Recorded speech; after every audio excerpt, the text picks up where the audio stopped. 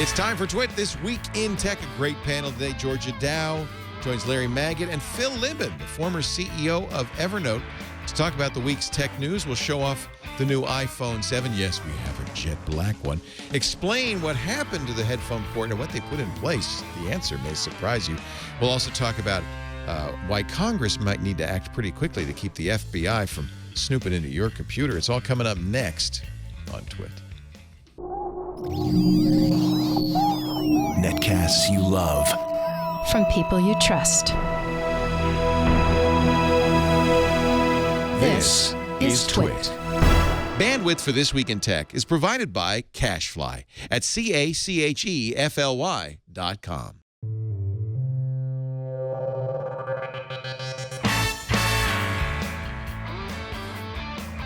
This is Twit This Week in Tech, episode 580, recorded Sunday, September 18th, 2016. This happens.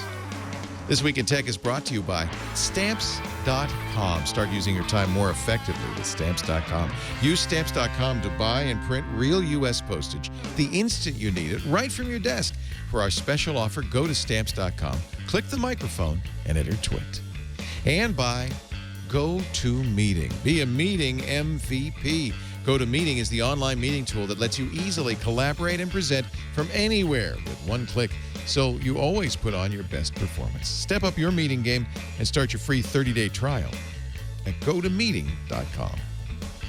And by Squarespace. Squarespace is the simplest way to create a beautiful website. Set your business, portfolio, or blog, or wedding apart at Squarespace. Enter the offer code TWIT and get 10% off. And by Casper, an online retailer of premium mattresses for a fraction of the price, because everyone deserves a great night's sleep. Get $50 off any mattress purchase by visiting Casper.com/twit and entering the promo code TWIT. It's time for Twit This Week in Tech, the show where we cover the week's tech news. I am Leo Laporte. We've assembled a lovely panel here. This is my getaway day. I'm going on vacation right after this show. So everybody agreed to start a little bit early so I can get to the airplane. Look who's in studio. I'm really thrilled.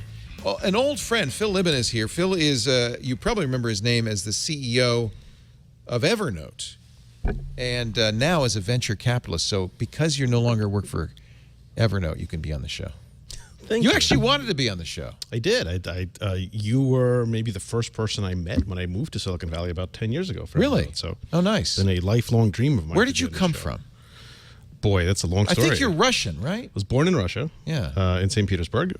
Moved to your hometown. Do you think of it as your hometown? I do not. No. Because you were a little baby. I was 8. I was kind of a big baby. You might remember it. I remember, yeah. I remember pretty well, but it was a long time ago. I'm still a big New baby. York, grew up there.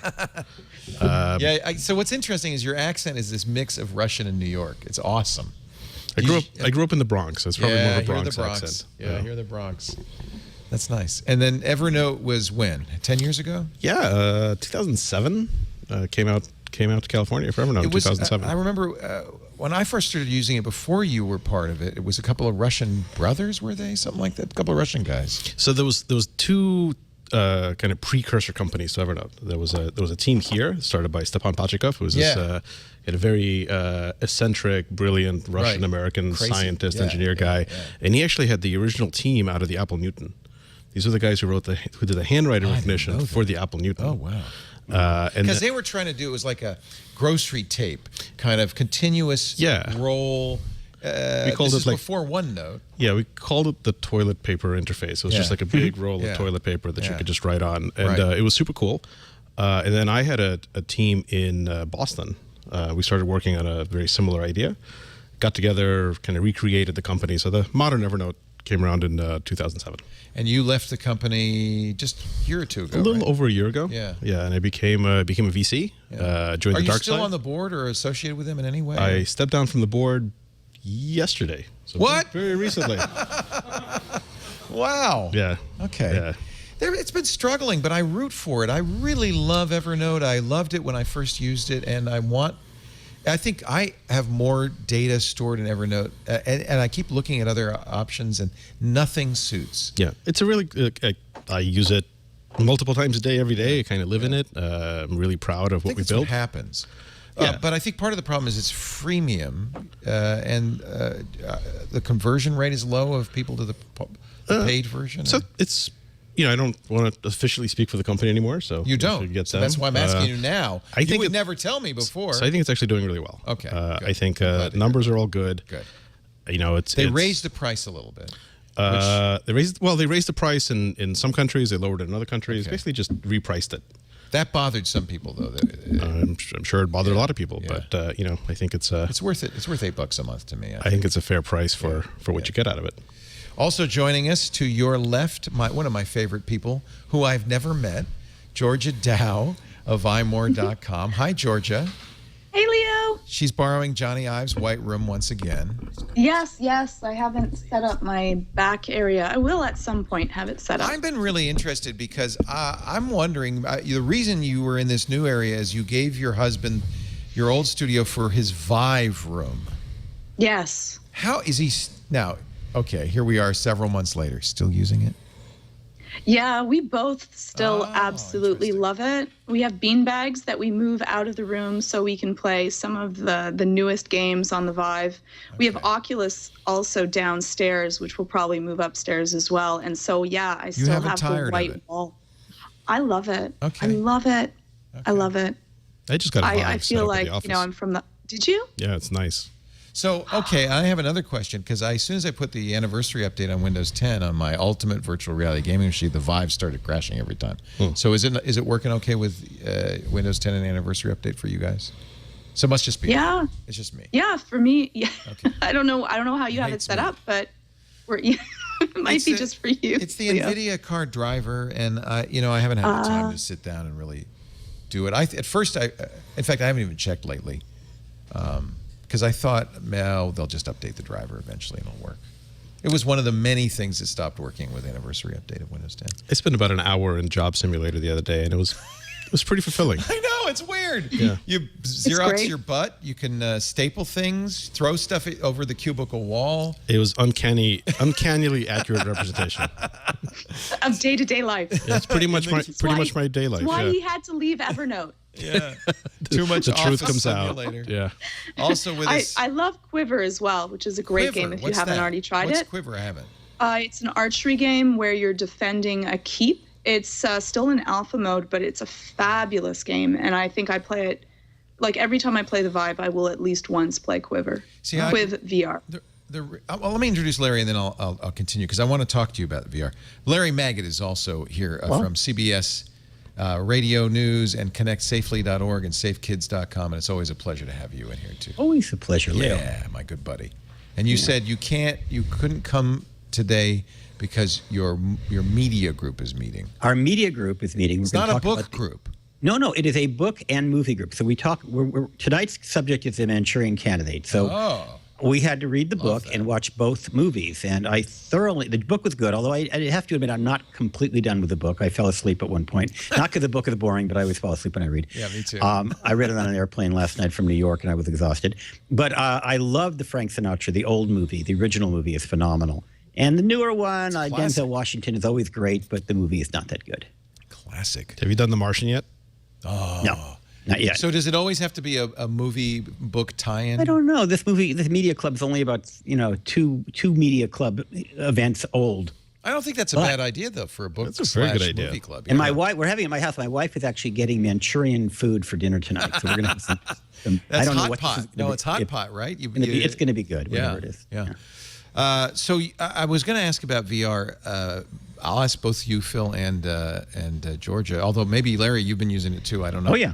I'm tired of it. I'm over it. It's like 3D for TVs to me. It's just like, okay, I did it. I'm not going to live in it. It's fun once in a while. You're not sick of it? I'm not at all. No. I think it's great. For me, it's immersive. I love the immersion. I enjoy gaming anyways, but to be able to game when you're actually exercising and working out, ducking behind things. The wonderful thing is I can use my martial art training, and I actually feel like that now it's a real use. I can actually fight things. No, wait a minute. No, you're not fighting anything. You're looking like a dork with a toaster on your forehead and nunchucks in your hand, going like this. But in my mind, Okay. But if you I look look like a dork in the amazing. forest and no one's there to see you, you really look like a dork. You really look like a dork. Yeah. That's not what stopped me. I just don't want to wear that headset for more than a little bit at a time. Have you crashed into anything yet? With Vive, at least with HTC, I think they have a the room. boundary. They put you, around. You can see when you get too close to the edge of your space, the little green lines. But if you use the Samsung VR, where you're only tethered to your phone, you which can may walk be in into your anything. pocket, you can walk into anything or off a cliff. And I wouldn't say I'm completely tired of it, but it's not. I don't find it that compelling. Maybe it's my age. I'm not a big gamer, but I have one problem. So the New York Times, they had this. It's an app, and you can get it on. In fact, they gave away the cardboard of VR. Yeah. So I'm watching this really compelling video, and I actually am enjoying it. Children of War. Were you watching? Yeah. I'm not enjoying it, but I'm appreciating. No, it's amazing news. And all of a sudden, I hear this plane, and it's dropping supplies. I think in the Sudan, but I don't see the plane. Because in the real world, if a plane were flying over me, I would actually know it was over me because I could hear it was over me. I'd look up to it. But I couldn't figure out where this plane was, and I actually missed the important scene. And I realized that in a movie, a director goes out of his or her way to make sure you're looking at the important thing that you should be paying attention to. In virtual reality, it's up to you to know where to look. And I think it works well in some environments, but for movie-type presentations, I actually felt myself not getting the full value out of it. You have to tune it for the. You're right. I mean, you have to tune it for the experience. That's why gaming, I think, works well as opposed to storytelling. Yeah, I think storytelling's going to be great. It's just people haven't really figured out how to do it. They have to get the audio right. They have to figure out 360. Well, that's another problem. None of these do the audio right. None of them move the audio in the same way they move the I think I've seen some with very good positional They're getting audio. there. Yeah. And look, it's just. All of the first movies, right, when films first came out, they were all just basically people filming plays. Right. And it took a long time. It took decades for people to figure out how to actually tell a story. And television was just radio with pictures. Yeah, it'll take a few years, but I think it's going to be pretty amazing. I mean, I can tell the experiences have been getting better exponentially, and I can see greatness to it. I would say it's already great, but it's not yet good. It's it still needs to get to good. Wait, how do you get to great without going through good? I actually think most of the really important things skip good. They go directly to great, and then it takes a few years to get to sort of work backwards to good to kind of make it actually file off all the rough edges. I'm willing to withhold judgment. I just feel like there was so much hype, and I fell for it as well, and spent a lot of money and time doing it. And then I kind of have this gnawing suspicion it might be just a fad. You see, I don't think it's going to be a fad because I think everyone that I know try it out. And these are people usually that don't game. And I think that it's really good at certain things. So when you're playing, first-person shooters against other people, it's a wonderful experience. It's much more salacious when you shoot someone and you're actually ducking behind something and running towards them. Well, I have been punched a couple of times when my child's playing it, and I have hit the wall and broke my Vive controller once as well. But it's a really immersive experience to that. I think that it's different. There's certain things that would be good for it. I think that watching a horror film in VR might be too intense, but for people that want that level of intensity, the fact that you might miss something and you're constantly looking around your shoulder, I think would add to the experience to it. But again, it's first gen. Anybody have any updates on the porn? I know that Pornhub or one of these sites has developed. I got tired of that too. I haven't checked it out. No, I actually haven't. I'm not saying I wouldn't. I just haven't. I've checked it out. I got tired of that too. I mean, did it add any dimension to it? It's pretty immersive. Well, that's what porn ought to be about, I guess. Right? I don't know. I don't think so. Really? Maybe actually. Not. Maybe not. Yeah, and maybe this is another case where they'll get better at it because we don't yet know how to do it. Because aren't they usually the early adopters? I mean, the old thing with VHS. First of all, I'm not sure that's true. I think that's a common misnomer, or misstatement. But so I think here's my problem. I think VR in general demo's great, and people get very excited when they first do it. It's really exciting. I think I'm just not clear that it has a long-term appeal to it for a number of reasons. It makes people queasy is a big one, and about 10% of everybody who uses it is going to stay queasy. But also, it's I don't know. Maybe I feel the same way about video games. So maybe that's, I get tired of it after a while. It's also kind of a big McGilla to do it. I mean, if I want to watch TV, I just turn on the TV and it's right there, right? Yes. I mean, come on. If I want to do VR, it's kind of like playing soccer. You got to buy a new computer. You got to buy. That's why it'd be interesting. Sony's going to come out with this PlayStation VR in a couple of months, and that will be a lot easier. That's really nice. Yeah. It's really nice. The PlayStation VR is fabulous. That's a great. I was really surprised with how good PlayStation VR was when I tested it out. I tested out it on Heist, which I think is Leo, the same game that you tried with it. It was great. You're riding in a car.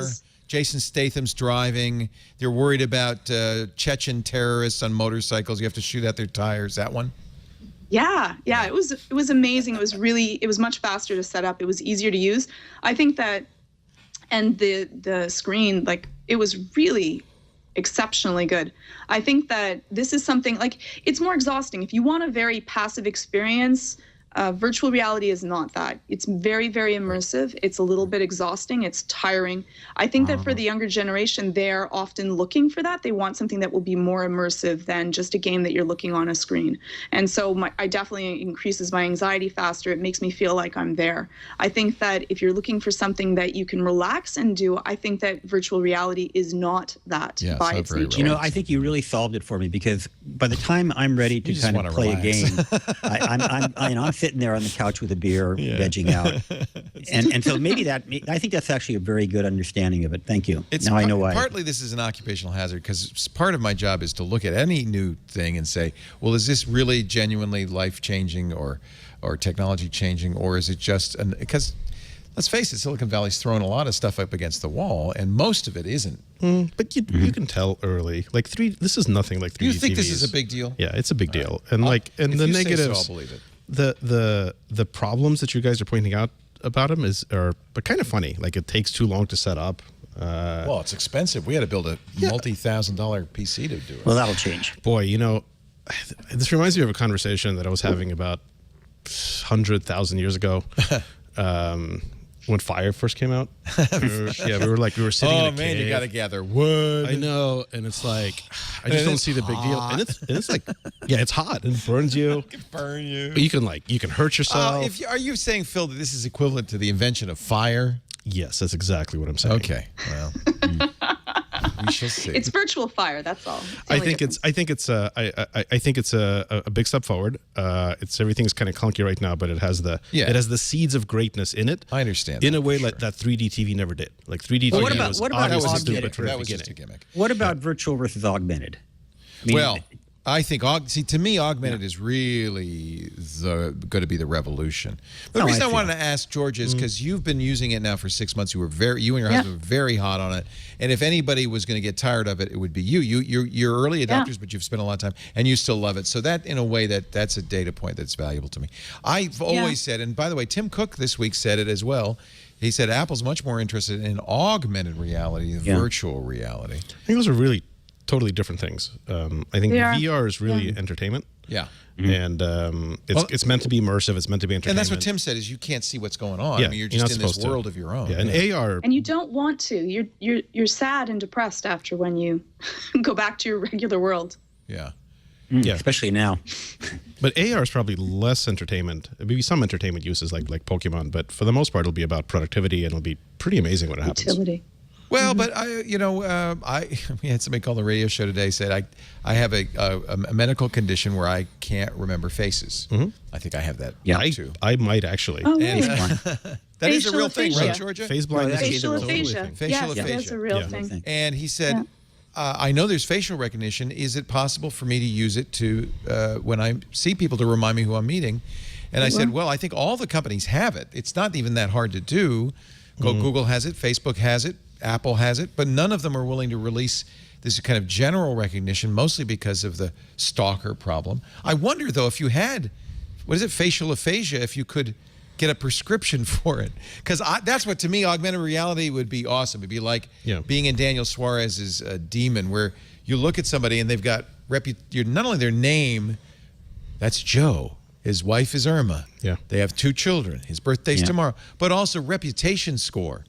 Like, and he's high on really chaotic wanna talk to evil. him. Stay away. And I would love to be gamifying the world. That's more than productivity.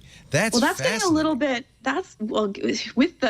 Before the user score, I was all with you, and I think that would be the same thing as when you look at your own photos and you set it up yourself. That wouldn't be something that would that's what happens enter into now. the You could do family which and would friends. definitely, it would definitely be helpful for people that are dealing with that, because people don't really even understand how difficult it is to go through life if you're dealing with that.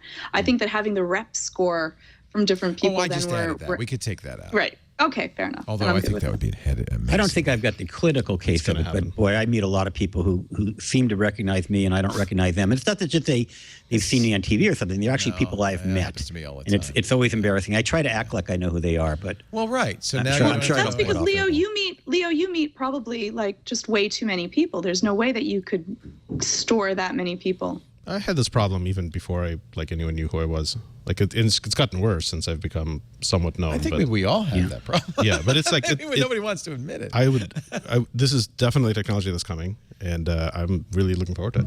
All right, so enough about VR, because we have new iPhones here, and that's really what matters. Speaking of new iPhones, the first mainstream augmented reality experience, I think, is actually going to be not visual. It's going to be with the AirPods.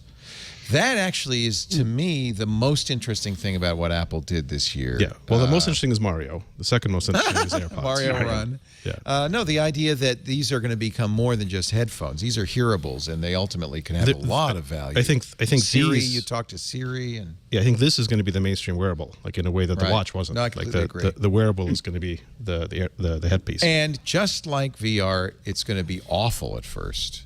They're going to fall out. You look like an idiot with they're dorky. Little drooly thing coming out of both ears. They do look a little bit. They do look a little bit dorky. I wish that they would have them in metal or black, so it didn't.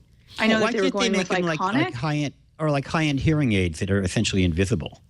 I don't know Why would if you I want them would to be want. invisible? They should just be awesome looking. Well, and then that's the microphone, right? That's the thing coming down as a microphone. That's true. Yes. The mic has to be. And visible. Yeah. antenna. And I thought it was really interesting. Yeah. Both ears have a microphone, which is not typical of Bluetooth headsets. Yeah. Is that just convenience of manufacture, or is there beamforming happening from your two little, my favorite Martian mandibles It's for here, people who talk out of both sides of their mouth.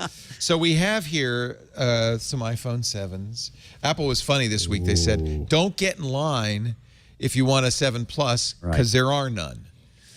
Yet, somehow, one of my employees not only got a 7 Plus without having pre-ordered it, but even got a 7 Plus that's shiny. That's Vader Black. That's the jet black. I was like, how much more black could that be? That is so. I think. Well, see, it's a fingerprint Very magnet. smudgy. And he won't. He's actually said, you can't put this on the table. I have to have this special cloth here, like a museum piece, because he doesn't want it to get scratched. And already I'm sorry, Josh Windish, I got fingerprints. I got the only one I get. I got a gold one. It's like no one wanted that one. I couldn't get one. I was like 13 minutes late in pre-ordering. Yes, I was up at midnight last week. So here's a funny anecdote. I fix it. Josh, it's okay. I'm not going to scratch it, I promise. I fix it, tore these down, right? Of course, that's the first thing they do. They went to Japan, Tokyo, got it early, tore it down. And remember now, this is the phone. You can't really see it. This is like the B-2 Bomber or something. I'll do it on this one. This is the phone that instead of having a headphone jack over here to the left of the lightning port, has another speaker grill. So I fix it, tears it apart, and they said, wait a minute. Those are just holes in the body. There's actually no speaker there. The stereo speakers are this speaker and the one up top that you listen to. That makes sense. And they said, we're not sure really what's going on. There's a plastic kind of baffle behind this. So Apple, now forced to reveal the truth, said, oh yeah, so that plastic baffle is a barometric filter that keeps water from coming in, but allows the air pressure to equalize inside the phone. Why? Because there's an altimeter in the phone, and if the air pressure doesn't actually match the inside and the outside, it won't know what the altitude is. So we gave up a headphone jack, but we got an altimeter. Congratulations. Well, I'll take it. And no day goes by when I don't take it? want to know what altitude I'm at. You'll take it? Really? You think that's a fair trade? No, I'm just joking. They'd No, always had an altimeter, but because this is a sealed phone now, they had to have some way of letting the air pressure equalize without letting water in. But That's Apple not a made good this thing. big deal about how we're going to take out the headphone jack that gives us so much more room to do stuff. Apparently, it gives us some more room to put a barometric. But the other thing they say it helped with waterproof. Although the Galaxy S7 is water resistant, and it does have a headphone jack. And by the way, it's good that it's water resistant because when it catches on fire, you can dip it in water and it will. Well, that's the point. If you look at the Note 7, it's a bigger screen, a pen, in a smaller form factor, including a headphone jack. Yeah. So while Apple's saying, "Oh, we needed the room," and by the way, Apple's saying everybody will be doing this. Yeah. I, for one, hope that everybody's not doing it. I'm traveling with this iPhone 7, and I'm searching for my dongle because. Aren't we all? The thing, Leo, I gotta have a dongle. The problem with everybody doing that might work if it weren't a proprietary connector. Right. If it were USB-C, then I could say, okay, fine, the whole industry's got to switch. But I'll buy only my Apple's USB headphones, right? But it's not. Unless they license Lightning to every manufacturer, which is not going to happen. We're going to have a world of different kinds of adapters. It's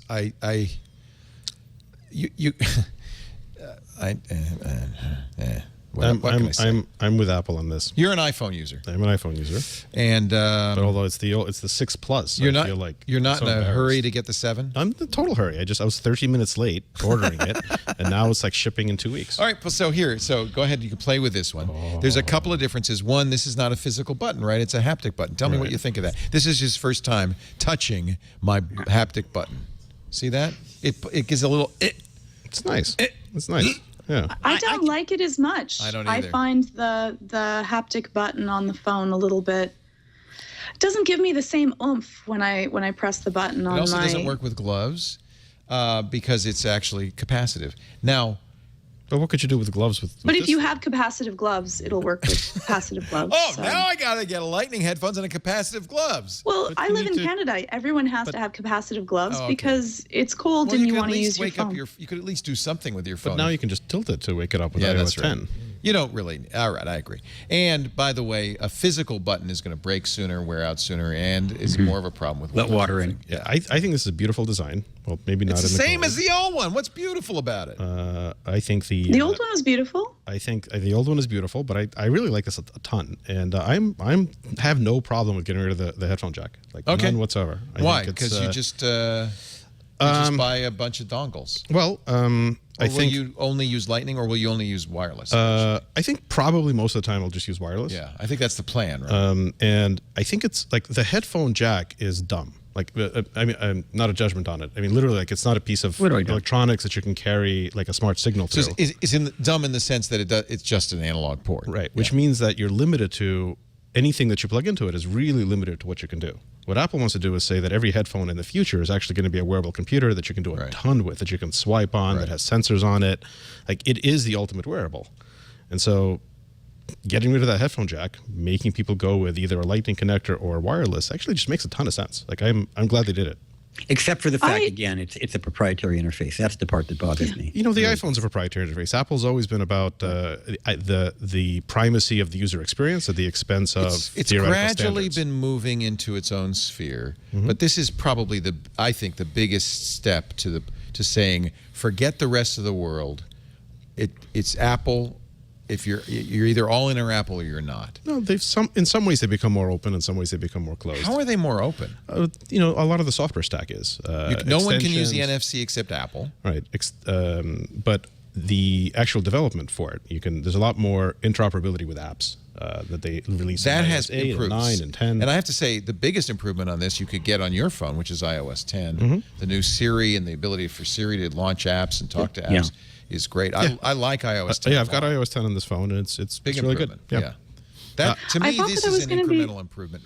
Go ahead. I thought I was going to be really upset about the AirPods. I really didn't like to lose the connector and have to use a dongle. But when I tried out the AirPods, they actually fit really comfortably in my ears. Double tapping to have Siri control volume, everything was nice and effortless. They have fabulous sound as well. So I think that people will, move over a little bit more quickly than we thought we would. I want it like telling me things in my ear. reminders. I would love alerts. that. And I it's going to agree. happen. I would love that. That's what people are going to be working on. Like, I'll be hacking around on it. This is going to be a significant thing. I think also we put a lot of pressure on Apple each year to make a massive change to the phone, and it doesn't have to be. Even in the talk year where ostensibly you'd have a new design, and Apple is not going to not have an event and make a big deal about the new phone, even if it isn't that much different. You got the dual lens camera, you got a haptic button, faster processor, better screen.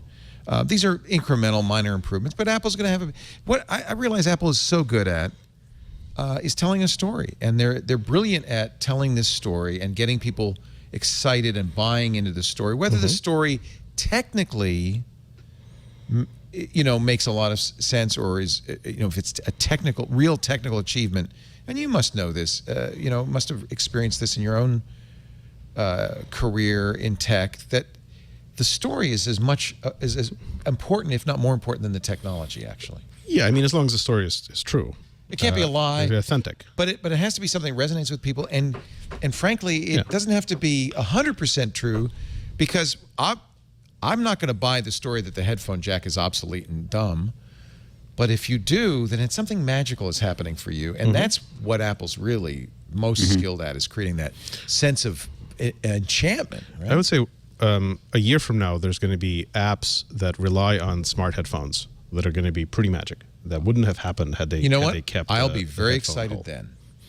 Right now, it's a pain in the ass because I have to run around and get a $9 dongle. Well, it comes with it, right? It comes with one. Comes with a dongle.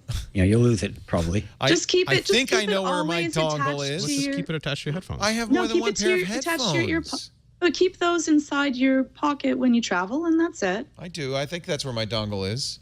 I don't think I've lost it yet. I'm not going to use the Apple-supplied Lightning headphones. They're not very good. Maybe when the AirPods come out, I'll be convinced. Jet black. Did you see that? Okay, that's it. So I have one other comment. We make such a huge deal about things like a jet black iPhone. I'm trying to figure out why that's more than of passing interest that they've added Apple a color. tells a story. Yeah. Did you see the video? We polish it yeah. in sand in 3 different axes, and then the giant wheel comes down and zzz, and the thing is, it's paint. And in fact, that's the real problem, is that you get it and you go, well, that was made in special sand with a giant wheel, and then it scrapes just like paint. It just scrapes right off. It reminds me of the wine industry, where they're always doing these pretentious kinds of things about the nose, and I'm thinking, oh, come on, it's just a beverage. That's actually the best example. True. They've even done tests where they change the label on wines, and people think that the expensive label is so much better. Well, and actually, I think Apple's doing exactly the same thing with the I did something on Facebook last night. I was in New York yesterday and took a picture of a building on both a Galaxy, believe it or not, an S6, not even the latest Galaxy, and the new Honor 8 that came out, this cheap $400 phone that came out from and I posted it on my Facebook page. I said, guess what camera I use for these pictures. And I had all the different zooms from 1x all the way up to about 8x. And everybody was absolutely certain I was taking these pictures with an iPhone 7 Plus. But of course I wasn't. And I'm not saying that the iPhone 7 Plus doesn't have a better camera. I'm sure it does. But I am saying that when I posted these pictures, including some relatively kind of good zooms, people were impressed, even though I was using an old phone and a cheap phone. So. I had a call from a woman who has an iPhone 6 who says, I talked for 18 minutes on T-Mobile and it drops. And now I know why. I didn't know at the time. But John Ledger, CEO of T-Mobile, says, do not, if you own an iPhone 6, 6 Plus, or an iPhone SE, do not install iOS 10. It's causing those 3 models to lose connection to the network. Just on T-Mobile? Just on T-Mobile. Originally, it was believed that it was the carrier update was on problem was on T-Mobile's end. He says John says Apple's working to resolve the issue. But in the meantime, if you're a T-Mobile customer, iOS 10 is not for you. There were other problems with the initial launch of iOS 10, including bricking in the first hour. Apple fixed that right away. I saw an email that they fixed the T-Mobile problem. I'm seeing this now. According to T-Mobile, Apple has, this is the latest. Good news, iOS 10 fix is ready early. Go to Settings, General, Software Update if you have a T-Mobile phone. So just a little public service. That was fixed quickly. Thank you. Good. Let's take a break. Come back with more. We have a great panel. Great to have you, Larry Magid. You wanted to mention connectsafely.org and Safe Kids. I have to say thank you because we had a little issue with our 13-year-old and online harassment and stuff. And, it's normal. You're a kid. You try stuff out. Yeah. We downloaded the contract, the safe computing stuff. Good. We made him sign it. Problem solved. Well, guess what, Leo? We now have our first project, not for your 13-year-old, but for you. We just published the Senior's Guide to Online Safety. Yeah. Hey, Leo, I know when you're born. You know how I know when you're born? Watch this. Alexa, how old is Leo Laporte? Oh, dear. She's a lying black cylinder. She's not answering. She's not answering. No, it's public knowledge. I'm not hiding it. No, but anyway. When did I become a senior? 59? I got my AARP card when I was 50, but I felt outed at the time. I thought that was horrible. But anyway, we decided, that we'd look at the other side of the age spectrum and give advice for seniors. It's actually pretty much the same advice we give to kids, ironically, or not surprisingly, I suppose. Strong passwords and watch out for scams. If the IRS calls, it's really not the IRS. Oh, man, that is a big problem right now. Lots of people getting IRS People calls. fall for that. Oh, yeah. Obviously, the phishing. But the interesting part, I did a little research, and you're looking at it right now, meeting new friends and romantic partners. A lot of seniors date online. Mm-hmm. And they're more likely, I think, than younger people to get scammed by somebody who's younger, appears to be younger, probably not even the same gender or anything, but there's all these dating scams out there that seniors have fallen for. So we did this. You can get it at connectsafely.org. There's a link to it at the front page. And if you're, it's also good if you're caring. Like I have a 94-year-old mother-in-law who I care for. I mean, I don't physically care for her, but I manage her finances and handle things for her. And it's good advice for people in that situation as well. I think a lot of us are supporting parents who are in the tech world and need a little bit of help. I got actually. Wait a minute. I have a call's coming in. Hold on a second. Can you hear the audio from my phone, Karsten? And the purpose of this call is. Wait a minute. Let me start it over again because I want to make sure that. I think it's an important call. This call is officially a final notice from the IRS. The nature and the purpose of this call is to inform you that we have received legal petition notice concerning a tax fraud against you. Oh, no. You're in trouble, Leo. That's one of the... This is Joanna Stern wrote an article in the Wall Street Journal in June about robocall complaints in the first half of the year. Look at the growth, 1.5 million almost complaints to the FTC this year. And that's people complaining. Mm-hmm. And what's great is she's supplied some audio examples of robocalls. Here's one. Hello, this is Rachel at Cardholder Services, calling in reference to your current credit card account. Hi, Rachel. There are no problems currently with your account. Oh, thank you. Bye.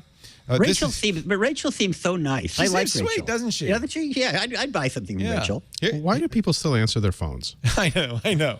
Some people have to. I agree with you. I haven't answered my phone in Me neither. years. Because most of the calls are like this. Hi, this is Josh from the customer service department. Can you hear me okay? No, Josh, I can't hear a thing. Okay, great. You have been pre-selected to receive a vacation of one of our all-inclusive promotions, which includes Disney tickets for free. It covers all your accommodations and all your food and drinks for up to 2 guests. I like how they pretend this is a real I know person. you're going to have a lot of questions, so I'll briefly go over a couple of highlights first, which is valued $100. Just there's one. So, Leo, the trip you're going on, you got that way, right? That's how you got your trip that you guys. That's are going how on? I got my trip, right? I'm expecting. I can't wait. They said they'd be waiting at the dock. Yeah, I'll bet. Yeah, those tickets will be waiting for us at the dock. But seriously, if you don't know who's calling, why would you answer your phone? Well, sometimes you have to. Well, one of the scams is that they spoof your area code, right? Right. So a lot of people would get calls from clients or schools or where they may not recognize the number, but they say, well, it's a local number. That can't be a scammer. It is. Yeah. I was driving the other day. We were driving the Niners game on Monday, and I got a call. Hello, this is Josh calling from Microsoft. Yeah. You are infected. We see a lot of activity coming from your computer. Are you in front of your computer right now? And I could have messed with him, but I just said, shame on you. You should be ashamed. What would your mother say if she knew you were calling people and scamming them and he hung up on me? But I thought if everybody did that, maybe he'd feel really guilty. I actually had a conversation with a guy, did that, and was in the Philippines, and he said, well, can you give me a job? And I said, look, I'm pretty tech savvy. I'm in Silicon but that's Valley. the thing and that's why I don't judge them. I don't judge them. They're out of work.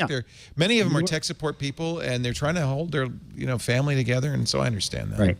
Yeah. But it's sad. But don't fall for it. Right. Unfortunately, most of the people that watch your show wouldn't be one of the people that would fall for that. But like my mom or, a lot of people, they're not that tech savvy, and they're really scary and very forceful when they're calling you up. That's right. And it sounds very official. And so we need to be talking and that's why we about wrote that. this guide. One of the things we say in the guide is to don't feel bad if it happens to you, because smart people. The other thing we would point out, by the way, is that just because somebody's old doesn't mean they're not tech savvy. So, for example, I got a call from this company that had this cell phone that was easy enough for seniors to operate. And I said, who do you think invented the cell phone? I mean, you think it was invented by people who are now really old. So don't patronize folks with gray hair like mine. We may know a thing or two. All kinds, and I find many kids don't know how to use cell phones. That's true, too. That is actually true. A lot of kids are kind of dumb when it comes to tech. All right, our show. We're going to take a break and come back. Great panel. Also, Phil Libin is here. Is it Libin or Libin? I always ask you this, and I get it wrong every time. You've been doing it right the whole time. Libin. Former CEO and a really great guy at Evernote, did so much work for them, but yesterday got off the board. Now he can be on the show. That's how fast it happens. Managing director at General Catalyst, which is a Silicon Valley VC firm. I want to ask a little bit about VC in a little bit. Also, my favorite person from Toronto, well, you and Renee Ritchie, actually. Actually, Montreal, I should say. Georgia Dow of imore.com. Did you come down with Serenity and Renee for the Apple event, or stay up? You stayed in Montreal. No, I didn't. I actually went to a Fireside conference. So I was speaking during the event, but it was amazing. It was a lot of fun. So I'm happy I got to do it. And you got to try Serenity's AirPods or Renee's AirPods or something? Renee's AirPods. I got to try them out, and I got to try out the 7 Plus till I get mine. And so, it was really nice. Kind of jealous. I'm very interested in those AirPods. But we'll find out next month. Yeah, me too. Yeah, I'm looking forward to seeing them. I don't expect a lot from the first generation, but I think it's a finger pointing in the direction that Apple wants to go. They're better than you'd expect. They're better. They fit better in your ears. I shook my head around to try to see if they would fall out. That was my fear. And they sound fabulous, like really, really nice. So I think that you'll be excited to try them. All right. I will reserve judgment. Our show is brought to you today by Stamps.com. If you do mailing of any kind at all, maybe you sell on eBay or Etsy, or maybe you sell through Amazon. If you have to do fulfillment, or in your business, if you send out invoices or brochures, you've got to know about Stamps.com, because if you're still going to the post office and either buying stamps or getting bringing, this is so sad.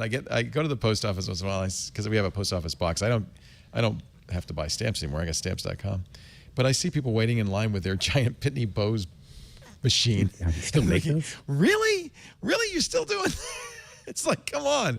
Don't you know about Stamps.com? Stamps.com does everything you can do at the post office from your desk. You could buy U.S. postage at Stamps.com. You could print it with you don't need a postage meter or special ink or anything. You could print it from your printer with your computer. You can do all the mailing and shipping you do there. We're going to even get you a USB scale so you get exactly the right postage every time. You also get all the forms filled out for you. See, this is really cool. So if you sell on eBay or Etsy or whatever, it will actually pull the address that you're sending to from the website. It will recommend the kind of mail. If it's a book, they'll say, well, this should be media mail, and it'll print out the right exact postage, the right exact sticker to put on there. You could print right on the envelope if you're just mailing paper. And it'll print your logo on there and a return address automatically. This post office loves Stamps.com, by the way. It saves them time and money because it has that little barcode or QR code right on the stamp, so they can machine read it. So you get benefits from the post office right away that you're using Stamps.com. For instance, there's a rule since 9/11 that if you're going to mail anything more than, I think it's £1, you have to bring it to the post office for inspection unless you use Stamps.com. Then the mail carrier comes to you. They'll pick it up. They will fill out all the international customs forms automatically. They'll fill out certified mail forms. They'll give you the cost for everything ahead of time before you buy. It really is the right way to do fulfillment. If you're not using it, you got to try it. We've got a great special offer for you. It's a 4-week trial of Stamps.com, but you also get more. You get $110 in bonuses, including that USB scale. You get $55 in free postage that you can use, not right away, but you have to spread it out over the first few months of your account. But that's a big savings right there. And of course, you get a stamps.com. So give it a try. Before you go to stamps.com. Before you do anything else, click on the microphone. It's in the top right-hand corner. Type in TWIT, and you'll get that special $110 bonus offer. We use it here all the time. At stamps.com. Click the microphone, and the offer code is TWIT. TWIT. Has anybody played with the new iMessages? Isn't that fun? It is fun. It's kind of embarrassingly fun. It's really interesting. Already very annoying in some threads that I'm in, but I'm optimistic that as people get it out of their system, it'll kind of settle into something that's actually I'm playing fun and useful. Words with Friends in Messages with my mom. That's kind of cool. The whole idea of like bringing the game into the message thread instead of the other way around is a big idea. Yeah, a lot of apps. So the only thing is, because there's so much, there's a complicated user interface. If you go into Messages, you press the right arrow, then you press the App Store. You'll see what you already have, but also there's a little 4-dot. And there's a lot you've got. I bought a lot of. This is the stuff I already have. By the way, if you have Evernote installed, it'll automatically add Evernote to the Messages. It'll add words with Evernote's got a really nice iMessage extension. Easiest way to just message any. So these are my someone. notes, so I could send them notes out of my Evernote. Oh, that's kind of cool. Yep. It also has if you press plus, it has a very kind of mind-bogglingly large store. So a lot of people have said, oh, this is just a copy of Facebook Messenger or Line or WhatsApp. But because it's Apple, man, the developers have jumped on this. Mm-hmm. And, look at the categories. And then, of course, it's fun to see the number one moneymaker is Disney. They charge $1.99 for Disney stickers, and apparently they're getting it. Here's for 99 cents. I like this one.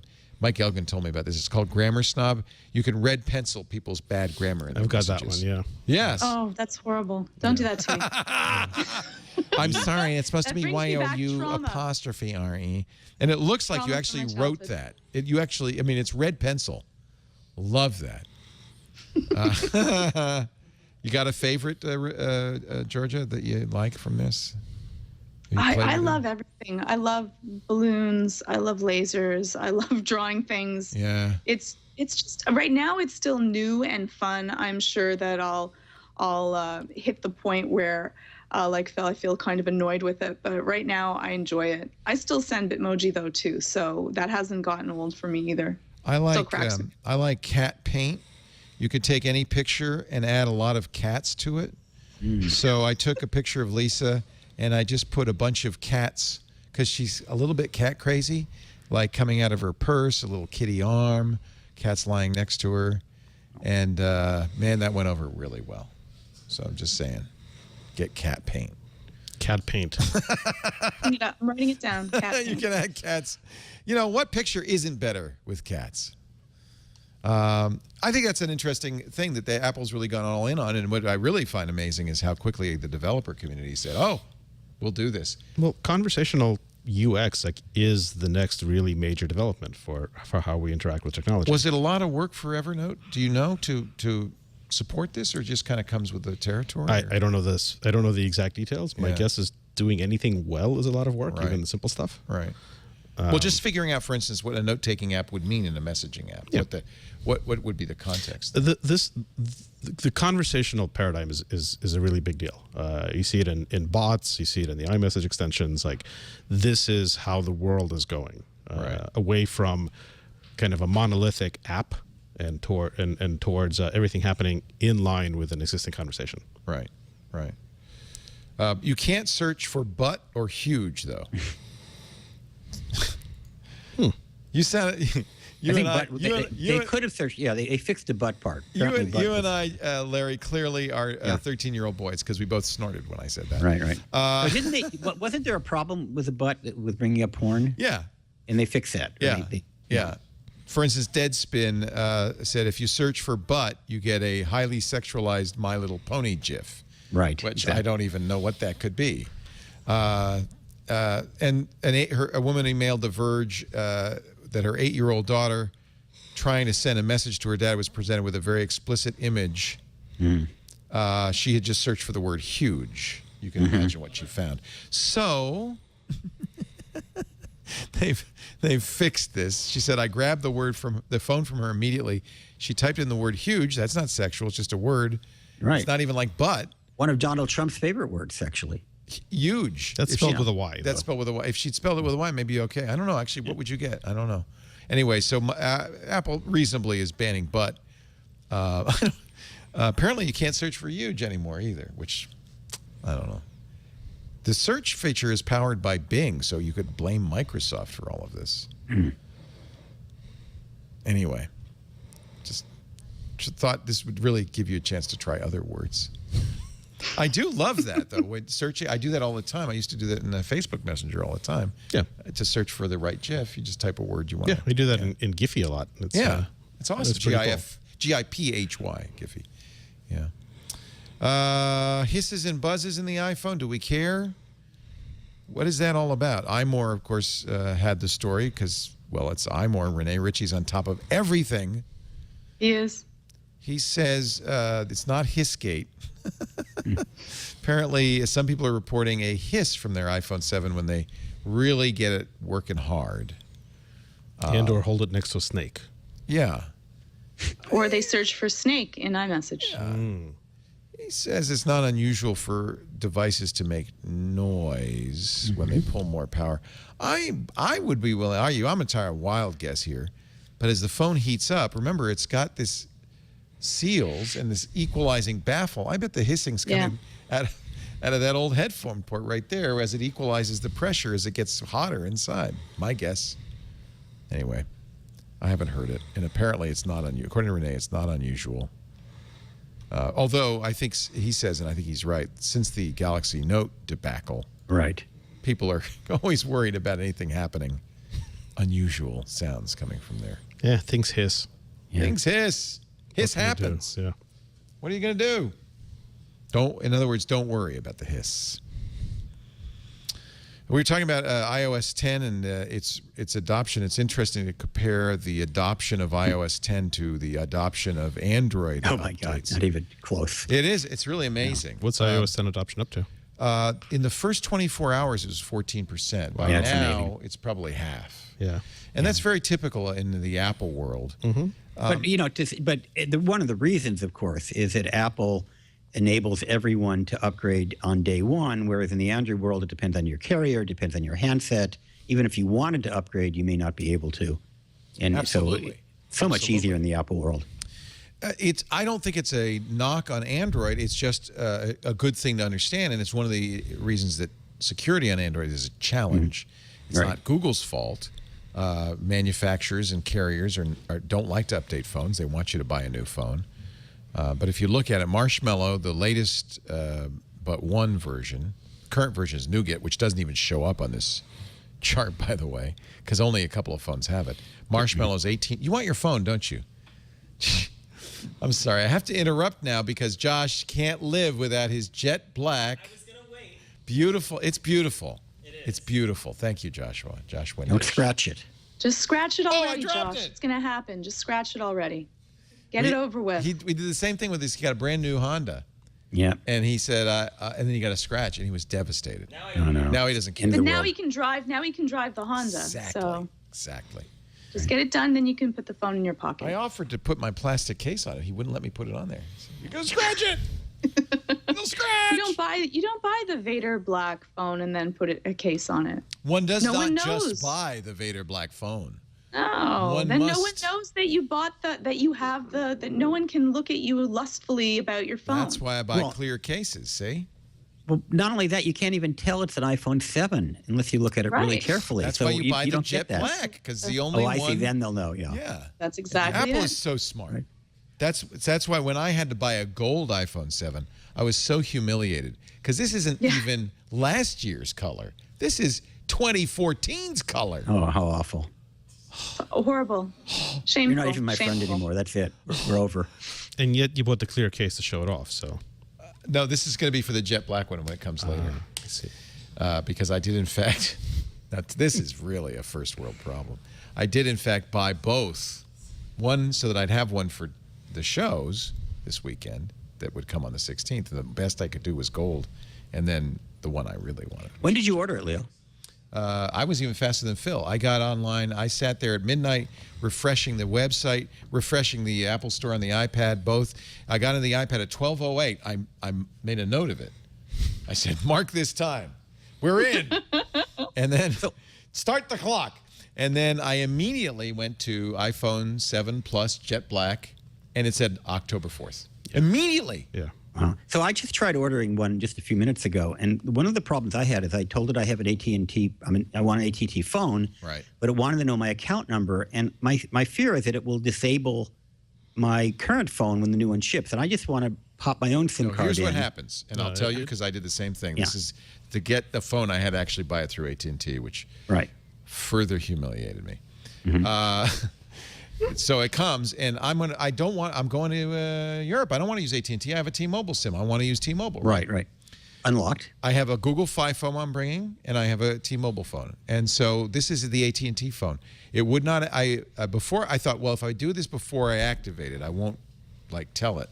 So I put the T-Mobile SIM in and said, So I put the SIM that it came with back in. But what you could do, Larry, is take your old SIM and put it in. Now, what's going to happen is it will deactivate the old phone no matter what. But I can put it back in my old phone if I want to, right? Yes. I think you could go both ways. I don't think it's some magical SIM you're putting in here. Okay. So you could. It comes with a SIM in it. You could activate it. So I did that. I activated it on my AT&T number, and I wasn't sure this would work. But in fact, I was pretty sure it wouldn't work. But I thought, all right, it's activated. Now let's just put the T-Mobile SIM, see what happens. It worked. Now you said you have a Nexus 5X. Is that the phone you're also bringing? So you can get to Project Fi on that. Do you have Project Fi? Yes. I use it. I use that exclusively when I'm overseas. Yes. Because it's such a great deal. It costs the same overseas as it does in the States. And then when I get home, I put it on pause because I don't need it at home. Yeah. Because T-Mobile and Sprint don't work very well where I live. But I just activate it whenever I go overseas. I have heard lately, and I don't know, I haven't traveled overseas in a while, but I have heard lately that T-Mobile always offered low speed 2G for free plus unlimited international texts and inexpensive 20 cents a minute phone calls. But I've heard from some that lately it's been 3G or better, that you're actually getting a faster speed. So I'm going to bring it. What could possibly go wrong? Should I bring it to Russia, though? That's the question, Phil. Well, should I worry? You should worry, but you should bring it. You're going to visit Edward Snowden while you're there? That's not a good answer. I should worry, but I should bring it. You're not going to not bring it. What are you going to do? Well, I'll bring it. Leave it on the ship? You're going to bring it. I'll wipe it afterwards, though, right? Or not? Like, if you bring a phone to DEF CON, the general wisdom is or Black Hat, you should wipe it afterwards. I mean, the general wisdom is wiping it isn't going to... It's not enough. It's not enough, yeah. So we're screwed. Not with a cloth, anyway. Like, that's what Hillary Clinton was do with her server. I wiped my phone. Anyway, Marshmallow 18.7%, Lollipop at about a 35%. This is what you were saying about the story, right? I think Apple tells such a good story that people think they know why they should upgrade as soon as it comes out. With Android, you just don't. Sure. Yeah, some have. And the other difference is what we already mentioned, which is not everybody who has an Android phone even has the option. But I think this is of eligible, right? Like the Apple numbers. This is of eligible? It should be. That would be terrible. It should be. It maybe not, but it should be. Yeah. Which is ironic because I think of Android as a phone that geeks use. I mean, I use Android because I like the flexibility and the geekiness of it. But you would think that a lot of Android people would be tech savvy and would be wanting the latest and greatest. There's both. I think there is a lot of us, and I include myself, who use it because we like to fuss around and do things, and you have much more flexibility in an Android phone. And then it's also, and I would say this is probably the majority of owners, the cheap phone. It's a cheap phone. In many countries, it's the cheap phone. Yep. And so there are a lot of people who have phones that can't go past, Froyo or Gingerbread or, Jelly Bean or Kit Kat. I just like. But even in this country, if you buy a phone and even if it's not a cheap phone, you may not be able to upgrade for a while. They don't. They don't. You have to wait until they get around to it, which could take months or years in some cases. No, my Galaxy S7 is not yet nougat. In fact, I don't think I have any nougat phones except for the Nexus phone. The Nexus, yeah. I think that for a lot of people, they don't upgrade because they already know how their phone works. They feel comfortable with it. They understand the ecosystem. They understand the user interface. And they don't want to change that. They don't want something to happen. They don't want something that they don't understand. And that causes a lot of people anxiety. And so once you're comfortable with it, they want to keep it that way. I think Apple does a great job of giving you all of these candies and bells and whistles. And, if you haven't upgraded, people that have upgraded are saying, well, this would be sent with lasers, or they sent a heart, but you can't see it. And that makes people say, you know what, I really want to send hearts. I want to be able to do what you can do. And so that increases people saying, you know what, I might have a little bit of anxiety of having to relearn how to use my phone again, or some things may be changed or in a different place. But these cool things make it worth that hump to be able to go over it. And so Apple does a great job of being able to publicize why you want to upgrade. Plus, as some iPhone users found out last week, there is a risk during an upgrade that something could go wrong. Yeah. And there is that ain't broke, don't fix it mentality. And I think about that. I never upgrade, for example, when I'm traveling, because I want to be home or I have backup phones if something goes wrong. Isn't it the case, though, that the Apple doesn't tell you about the update for a while? So you can find it if you go and look in your settings, but it's usually a week or more after the update's available that Apple will then start giving you a notification. See, I always upgrade the minute it's available. So geeks have the ability to go, oh, let's see. Oh, I just read it's out. I saw 9 more. Everybody get it. But then most normal people will not update in the first week, and by that time, Apple's fixed any massive problems, and they'll get the notification. Then I think Apple actually does that quite well, but partly because they were in a position to completely control the ecosystem. When they came out, they held AT&T's feet to the fire. When Verizon wanted an iPhone, they held their feet to the fire, and so they have better deals, frankly, than any Android manufacturer has with the carriers, and they benefit from that. Let's take a break because I want to. We were talking about messages. There is something comparable coming from Google I'm very excited about, and it may be coming soon. But first, a word from GoToMeeting. Be a meeting MVP with GoToMeeting. Step up your meeting game. Take them to the next level. Instead of having a boring old conference call, use GoToMeeting. It's just like a conference call bridge. In fact, you can have an audio-only call. What's nice, though, is you can do it on your phone, but you can also do it on your computer using VoIP with your headsets. It's built into the GoToMeeting software. You could do it on your iPad. You could do it on your iPhone or your Android device. So you've got the audio, but then, and it happens to me all the time. We're on a conference call. I say, well, let me show you. And I have the screen sharing, and I turn that on. And they go, oh, yeah. I have a PowerPoint presentation. Let me show you. Or, I'd like to see you. Let's turn on the cameras. And suddenly you have HD video. And it's kind of getting more and more like you're meeting in person, and that's what's so great about it. You're on the same page with screen sharing. It's like you're in the same room with HD video. You can pass off presenter duties. It's a great way to collaborate. It's a great way to present. It's just the easiest solution. Once you install GoToMeeting, and you do it free right now if you go to GoToMeeting.com, you can set up a meeting in seconds. There's even an integration into Outlook, Microsoft Outlook. So you send an email. Your client will get an email that says, hey, we're going to have a GoToMeeting 9 o'clock tomorrow morning. When the time comes around, it's in their Outlook calendar now. They get a notification. They click the link. Even if they've never used it or installed it before, 30 seconds later, the software installs. They're ready to go. It's so easy for them. And that's important, too, because if you're presenting to a potential client, if you're pitching somebody, you don't want to make it hard on them. You want to make it a great experience. It is. It invariably is. It's really awesome.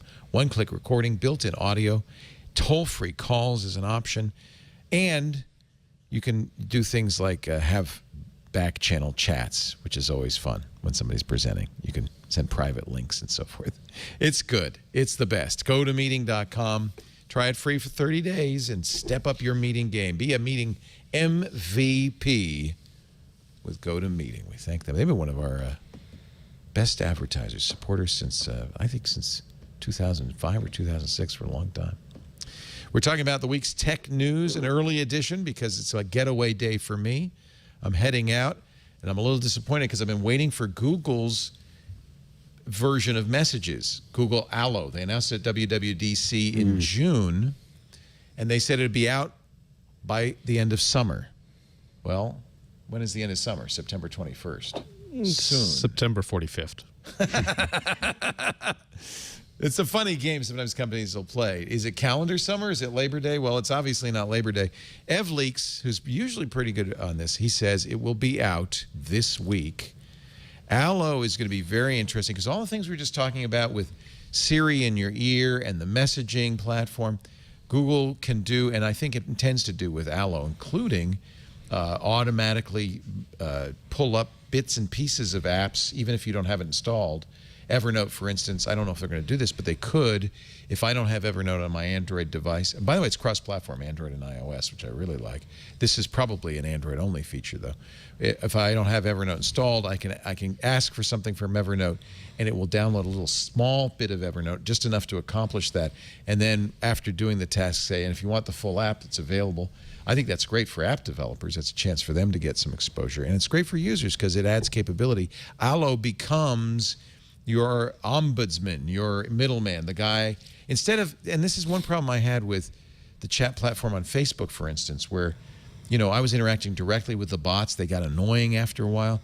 With Allo, and I suspect Apple's going to do this with messages too, it represents you to the outside world. So you ask Siri or you ask Google Now for something, and it handles, I'll make that reservation for you, or I'll call that Uber for you. We'll see. It's supposedly coming out soon. End-to-end encryption, but you have to turn it on. That was a little controversial, but I think I understand why. Google Assistant built in, and yes, sticker packs. Will they be as good? Apparently, there are some, well, according to this, condoms, butts, and nipples. So if once again, Apple has aced you out of the dirty GIFs, you can get them from Google. I don't know if that's now true. when you use the assistant features, do you have to turn off the end-to-end encryption? Yes, and that's exactly why the assistant. Otherwise, the assistant's it's not encrypted, right? The assistant's listening in; it's not encrypted, and I think that's why Google made it optional and off by default, because they would obviously like to hear as much as possible of what you're saying. And I don't mean to cast aspersions. It's not like they're spying on you, but that's how they get the functionality. Mm-hmm. Well, that's how they sell your information, so that they make money. Well, that's one way of looking at it. But when I arrive at the airport, my Android phone will pop up my boarding pass and say, "I see you're at the airport. We got this. This was in Gmail." But we can, I think that's a you nice can do that with your. That's not that. Sorry. That's great. You're an iPhone user. Ahead, you just don't know. It's a great feature. So they're going to use your phone number instead of your Google account to identify you. Right. And that's probably good for most people. But you and I, Leo, have multiple phones. Yeah, I don't like it. And I don't know what's going to happen. Does that mean my Google Voice? I do put my Google Voice number on all my phones. I don't know if that's going to work. Duo does that as well, and it made it a little bit less useful. One of the things that Apple does so well is one person, one account, all devices, same. Mm-hmm. So or same you, yeah. Yeah, same you. So what, for instance, that's true with Google accounts as well. If it's it's an actual Google but they're account. not doing that, are they? They're using phone. Apparently not in this case. No. So Apple, for instance, if somebody calls me on FaceTime, it rings all my Apple devices, whichever one's handy is the one I can answer. Google Hangouts used to do that.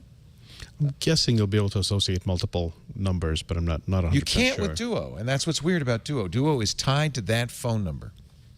They can't. So I can't call Larry. I can only call that number. The same thing with WhatsApp. Also, you have to type in your number. Yeah. And I tried my Google Voice number, but it doesn't always work because it can't validate that it's really my number. So, again, there's probably a rare group of people that carry multiple phones around, but I'm always got at least two of them. Yeah, I guess we're probably a little odd in that respect. A little odd, yeah, in many ways, Leo. Maybe not. I think a lot of people have a work phone and a home phone. Hillary Clinton? She has, how many, 11 BlackBerries? Right. She had a lot. Yeah, really. I'm pretty sure this is something that they're going to fix, if not at launch, then immediately after. Like, it's a very basic thing. Yeah, ask Jeff Jarvis. They've said they're going to fix the Google Apps account, merge that with your personal account for years. And they're already messing with, or they may be messing with Google Voice. They certainly have made it hard to have Google Voice and Project Fi at the same time. It's depressing. I love Voice. But I love Fi. Yeah. So, Amazon's Dot suddenly dropped in price to $50. You want to buy one? I've got one in a box. Here, wait a minute. Well, using your Dot? No. I love my Dot. Oh, I couldn't get one. Are they back in stock? Yeah, so before you had to have a Prime account and an Echo, and then you'd say, I want to buy a Dot. Well, I've got all those, but I now try. you can buy. Brand They're new. selling them in 6-packs, dude. I want like 6 of them. So here's my problem. I have a one in my brand car. new one I just bought, but I bought it 45 days ago, so I can't return it. Oh, that's the old one. So I paid $90 for this guy, right? and it's not I as haven't good. even packed it yet. And the new $60 one, or is it $50? I think it's $60. 50. Right? $49.99. $50 one is better. Yeah. So what do you offer me for this? Nothing, right? Nothing. You got the wrong Dot. I'm stuck. No, I have 4 Echoes now. I love the Echo. Me too. You can give it as a gift. It's still a good gift. You can give it as a gift, right? Give it to an ignorant person who won't know it's the old Dot. I'm trying to sell it to an ignorant Look at this. person. They're saying make it a 6-pack. This cracks me up. You buy 5, you'll get 1 free. If you want one in each room, you really do. Yeah. I've got 2 Echoes now, and it's the most common thing I use at home. The only thing that's not good about the multiple Echoes is you can't go from room to room and listen to the same music like you can with Sonos. You can That's play going the to same change song, next but year, you're not, though, right? They're is going it to do gonna? that. I hope so. They say they're going to add Sonos capability. That'd be great. Right. My problem is if you have too many Echoes, sometimes more than one hears you. Yep. Exactly. So the Echo in the kitchen and the Echo in the gym respond to me, and if I set a timer, they both go off. Or one of them says, "What? I didn't know. I couldn't hear you." And the other, you're having this like weird 3-part conversation with a robot. However, I really want to put the Echo in my car. I mean, the Dot. I tried that. I had the portable one. What do they call the one that's not really the Dot. A tap. The tap. And I actually paired it with my phone. Yeah. And so it had Wi-Fi, and it kind of worked, but it kind of didn't work. It wasn't reliable enough. No, but I want to tie the Dot into through the audio jack of the car. Exactly. So you could talk to the car. Yeah, and then I just have it permanently wired in. Yeah. With power. I think so. The problem is we have many people who've tried that. Of course, when you turn off the car, it powers down and has to restart up again, reacquire Wi-Fi, and it goes through that whole thing. So you need a battery. It gets a little complicated after a while. Well, but the battery, as long as you drive your car, the battery should stay charged up. The car would recharge as you drive. Yes, but as long as the Echo continues, it needs to have continuous power. Right. Right, and so if you turn off the car, the Echo loses power, that's not good. So you need some sort of backup. So I have Android Auto in my car, and some of you may have Apple CarPlay, and it kind of gives you the same experience, but not as reliably, I think, as the Echo does. At least not my experience. I love it that we've got this race between these companies trying to get better at this. This is a great area to really excel in. Google, of course, has its Hello. They're apparently, the rumor says, announcing it on the 4th, which will do a lot of what the Echo does. I think you're going to see on your mantle in your living room, you're going to have 4 or 5 of these devices. It drives me crazy. Sometimes I say, "Hey Google," and I should be saying Alexa. Yeah, right. I get confused. Or, hey Siri, or what? Yeah, exactly. Yeah. If I just said Alexa and she lit up, Alexa, who is Leo Laporte? You know that there are people listening on their Echoes right now. You're going to all have it answering. Yeah. The American technology broadcaster and author. See that? Now help me know how old you are. That's from Wikipedia. Yeah, that's how it does it. Anybody in Wikipedia can have that ego gratification. I probably just turn on every Alexa in the world. Well, just now. we grapple with this all the time because, of course, our audience, unlike other television shows, for instance, our audience, they're all sitting there and going, "Hey, stop triggering my Echo." Well, it's funny, Lee. I don't know if you ever think about this, but I do a daily segment for CBS, and I sometimes take some sort of natural sound.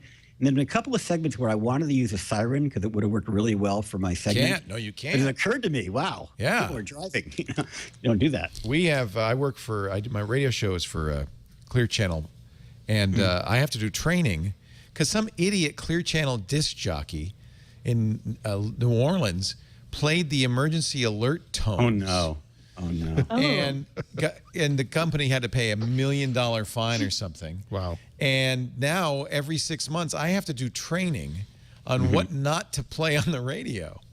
Do they do training on the FCC rulings also about dirty work? Gosh, I have more training. I have to be trained constantly. Right. Does he still have a job? The DJ, I don't know. That's a good question. I don't know. I think probably not. That's a pretty bonehead thing to do. But DJs, they're known for doing that. There was a guy in San Francisco who decided to tie up the Bay Bridge one day in the morning. Not a good idea. Not a good idea. Unbelievable. Don't know why he thought that was a good idea. A little break here, but before I get to the commercial, I think we should see this. This is a short compilation of some of the best moments of the past week on Twit Watch. Previously on Twit. I could probably retire now, but I don't plan to because I like what I'm doing. I don't know what I would do with myself. How quickly would that get bored? Right. I don't want to be the guy at the bar saying, "Hey, anybody got any tech questions? Over here." Android App Arena. I've got an awesome guest. You may know him. His name is Ron Richards. All the games inside Pinball Arcade are actual digitized versions of real pinball machines that are out there in the world. Nice. So you've got real pinball players using Pinball Arcade as a tutorial device, which is amazing. Tech news today. Forrester released a report last month that predicts 6% of jobs will be taken over by bots by 2021. The jobs seeing the biggest impact include those in transportation, logistics, customer and consumer services. Surely the jobs for people who like to take a news story, use it to cause mass panic, those can never be replaced by a robot. I've cornered the market on that. So, Twit, making the world safe for technology. Oh, they did. Oh, that was kind of cool. They beamed us in. I didn't know we. Is that part of the new studio feature? That's nice. You pay extra for that? Sure we do. That was fun. That was Frederick Johnson. If you missed this week's new Screensavers, we had a great chime with Frederick Van Johnson. What's ahead in the week? I don't care. I'm leaving. But Megan Maroney does, so let's listen. thank you, Leo. Here's what's coming up this week. Mac OS Sierra comes out on September 20th. The update is free and includes some fabulous new features, including Siri for the Mac, Apple Pay for websites, and more. Get it. And if you like to add GIFs or even GIFs to your wordy tweets, you're in luck. Our sources say that starting tomorrow, Monday, September 19th, Twitter will stop counting images, video, and other media in its 140 character count limit in tweets. In VR news this week, if you're in the UK or Canada, you will finally be able to pick up an Oculus Rift, even if you didn't pre-order one. Also, Amazon's Fire HD 8 ships this week. It includes Alexa integration, a larger battery, more RAM and storage, and it starts at only $90. And finally, if you were the proud owner of a burning hot Samsung Galaxy Note 7 and you want to get a new one without an explosive battery, replacement devices should be coming out this week. And also this week, Samsung will reportedly begin capping battery charge on the Galaxy Note 7 at 60% with an over-the-air software update. The phones are officially recalled, as you know, so stop using yours, please. And if you're selling them, don't do that. That's illegal. Back to you, Leo. Oh, that's part of the CPSC recall. You can't sell it anymore. So does that mean you don't get as much battery life if it's capped at 60%? Yeah, exactly. That's kind of a bummer. Well, why are you still using it? You're not even supposed to turn it on. When you get the new one and you've got the new one. This is not for the new one. Oh, this just is for the old one. Okay, that's good because I would hate the idea that they did that. I know. I wanna start the tagline: Galaxy Note 7, grab them while they're hot.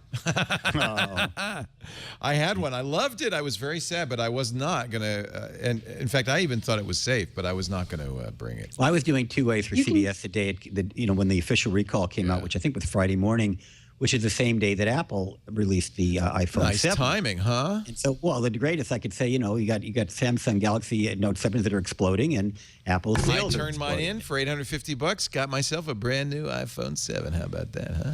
Well, there we go. Well, you can check. You can check if you have the exploding, exciting. They're still saying they want them all. Yeah. And who's going to like really go, oh, well, it says here it's fine, so I'm just going to keep using it. I think, isn't like 97% of U.S. Note 7s are within the exploding category? Really? I think it's not that they will explode, but they don't. It's not that every they one were made at the. Their batteries were made at the center where exactly. So, and there's all this controversy as to what actually is causing the problem.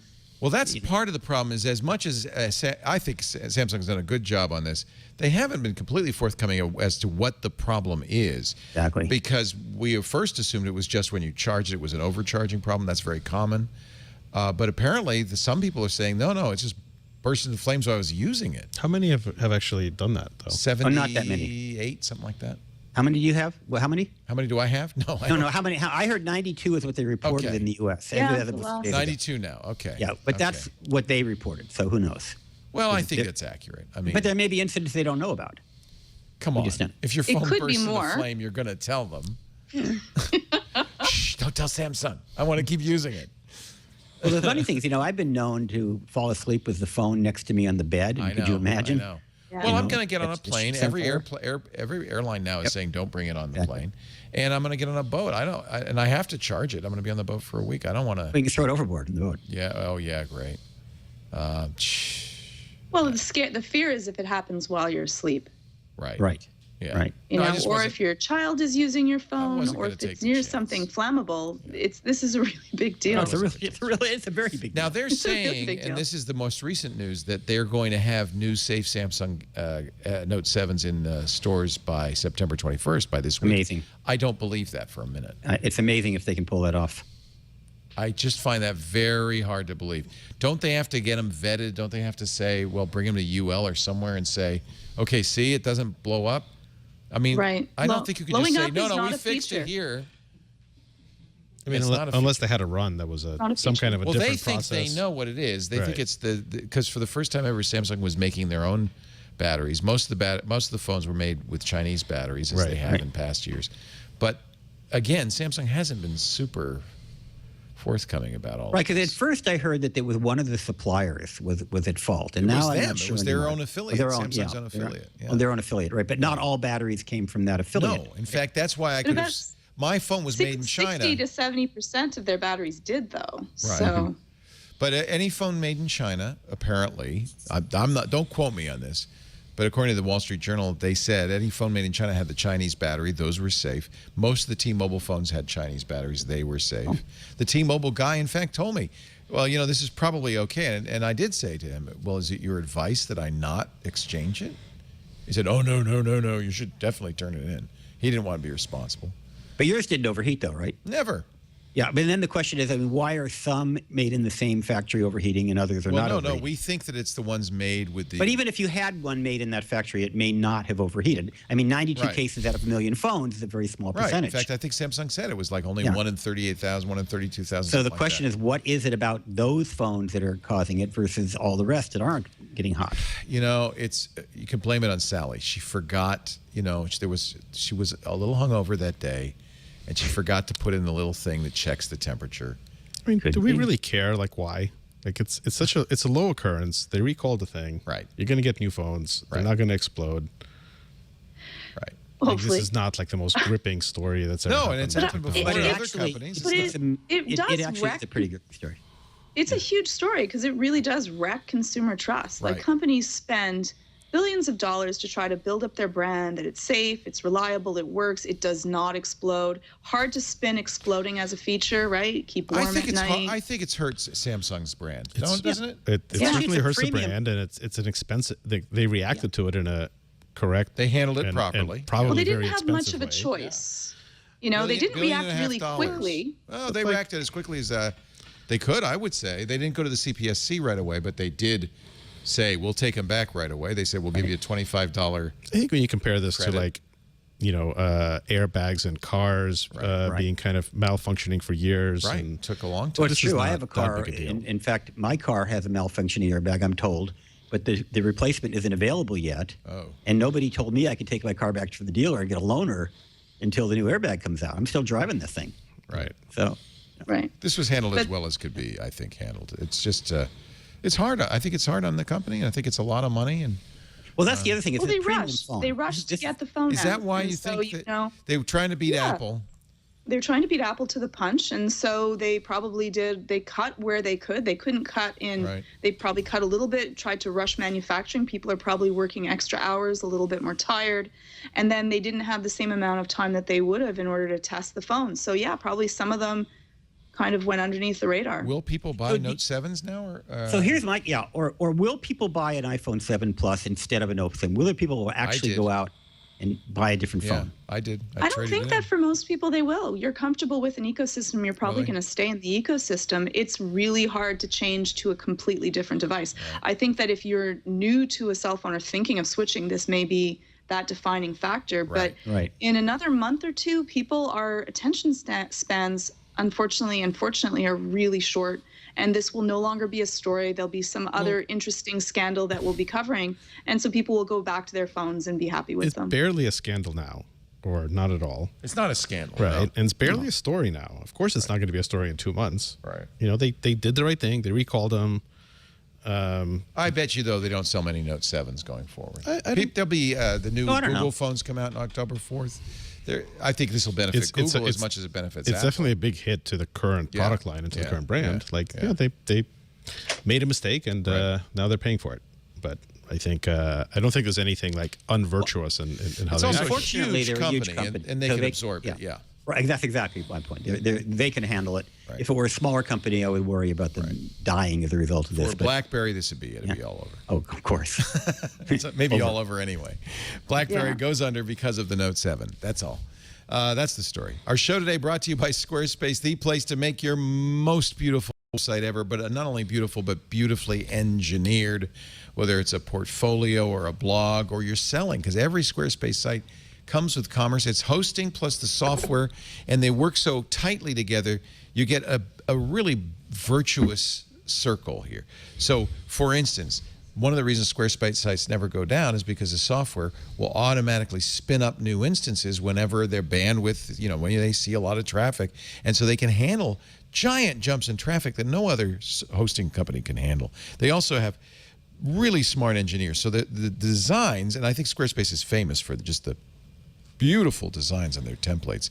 They look great, but under the hood, everything's mobile responsive. So it looks, in fact, when you upload an image to your Squarespace site, the software automatically makes 9 different versions of the image for any possible size screen.